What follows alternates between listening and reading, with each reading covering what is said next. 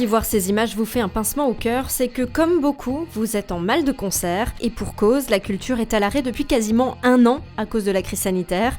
Alors aux États-Unis, le groupe Flaming Lips a tenté une expérience hors du commun, un concert dans des bulles géantes. Cette solution serait-elle envisageable en France ? Nous avons fait visionner ces images à des organisateurs de festivals ou de concerts pour connaître leur point de vue. C'est extrêmement particulier en fait, justement rien que les 2 batteurs sous une grosse bulle masqués. C'est bizarre, ça fait bizarre. Un concert, normalement c'est fait pour être, collé, c'est festif, Là, c'est spécial. J'ai du mal à comprendre comment on peut passer un bon concert dans ces conditions, en fait. On peut pas faire ça avec tout style de musique. Je me vois pas faire, par exemple, du métal ou du rock là-dedans, quoi. Ça fait limite science-fiction, hein.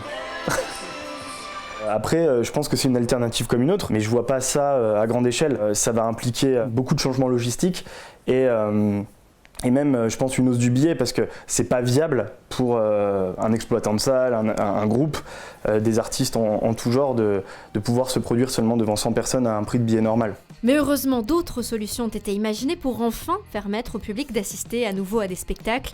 Au Luxembourg, la mythique salle de la Rocale organisera 5 concerts tests du 10 au 14 février. Une initiative qui se fera en étroite collaboration avec le gouvernement luxembourgeois afin de permettre une reprise progressive des événements. Donc, dans le cadre de ces discussions, effectivement, l'idée est née de faire accompagner ces concerts par l'inspection sanitaire et par un dispositif de dépistage pour mieux comprendre le comportement du virus à l'intérieur de telles salles. Pour assister à ces concerts, il faudra donc faire un test PCR et un test antigénique avant le concert, que le résultat soit évidemment négatif pour pouvoir être accueilli dans la salle, et un autre test devra être réalisé 7 jours après le concert.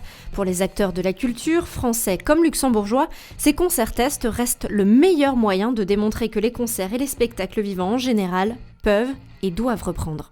Si on réussit à démontrer au pouvoir public, à l'exécutif et même au législatif qu'il y a des très bonnes alternatives qui vont être prises, que ce soit des concerts assis, des concerts avec le masque ou avec des distanciations. Si on réussit à démontrer ça, on réussira à relancer vraiment le secteur, la filière. Ce n'est pas innocent d'avoir choisi justement Because Music Matters comme titre de la série de concerts. Et pour nous, pour notre public, pour les artistes et pour toutes les personnes qui travaillent derrière la scène, bien sûr c'est un signe d'espoir, mais c'est aussi un signe optimiste de vouloir travailler dans le sens d'une reprise progressive, en écoutant la science, en écoutant nos communautés d'arriver à bonne fin. Si les acteurs de la culture sont bien conscients que la reprise ne se fera pas dans les prochaines semaines, ils gardent bon espoir que ces concerts tests puissent permettre à la machine de se relancer le plus tôt possible.